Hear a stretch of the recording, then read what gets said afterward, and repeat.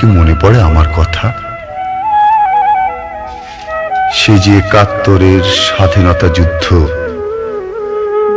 তখন আমার ছেলেবেলা, আর তুমি তখন পূর্ণ যৌবনা এক নারী।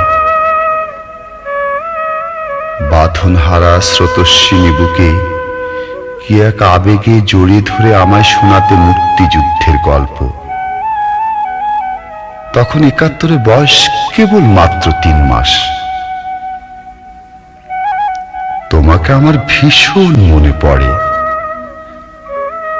মনে পড়ে তোমার উপছে পড়া রূপের গন্ধ, স্বল্প খরস্রোতা নদীর পাড়, বিক্ষিপ্ত সাদা কাশবন, আর বর্ষিতে ধরা সদ্য রূপালী পুঁটি মাছের দাপাদাপি।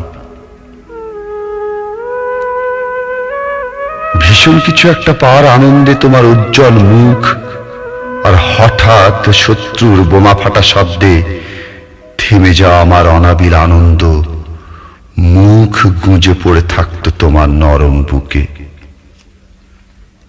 মুক্তিযুদ্ধে সাহসী করে তুলতে একদিন তুমি এক লাল রঙের পটকা এনে তাতে আগুন ধরিয়ে বলেছিলে, ভয় কিসের?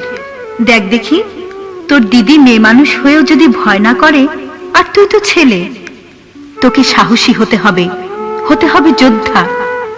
যতদিন লাগুক, প্রয়োজনে কৈশোরেই তোকে যেতে হবে যুদ্ধে, ছিনিয়ে আনতে হবে কাঙ্ক্ষিত স্বাধীনতা। এই স্বাধীনতা যে আগামীদের জন্য, তোদের জন্য, আমাদের সবার জন্য। সন্ধ্যাদি, এখন আমি এক পূর্ণ যুবক, আর সত্যি আমি সুশিক্ষিত এক যোদ্ধা। কত মরণাস্ত্র গর্জে উঠে আমার হাতে। আমার ভেতরে রোপণ করা তোমার সাহসের বীজ আজ বিস্তীর্ণ বলিষ্ঠ এক সৈনিক। ৭১-এর যুদ্ধ থেমে গেছে সেই কবে, তবু তোমার সাহস নিয়ে আজও প্রতীক্ষায় থাকি। যদি আর কোনো এক ৭১-এর ষড়যন্ত্র হয় বাংলার বুকে, তার গোড়া সমূলে উৎপাটন করতে। জানি আর সেসব দিনের কোনো কথাই হয়তো তোমার মনে নেই, কেননা যৌবনের স্মৃতিতে অনেক গল্প থাকলেও সুখের বিছানায় তা গলে গলে ঝরে যায় অন্য সুখে, অন্য এক স্মৃতিতে।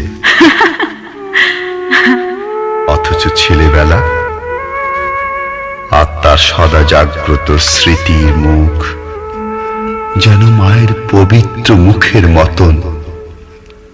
সেলুলয়েডের প্রতিচ্ছবি যেন থেমে থেমে থেকে থেকে উদ্ভাসিত অনুক্ষণ।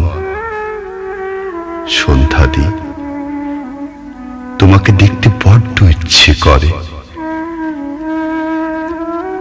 ইচ্ছে করে ছেলেবেলার মতো করে জানতে আমি এখন সাহসী হয়েছে কিনা, হয়েছে কিনা বীর কোনো এক যোদ্ধা, যাকে দেখে তুমি, তোমাদের ও আমাদের দেশ ও দেশের মানুষ আর কখনো ভয় পাবে না আগামী কোনো যুদ্ধে।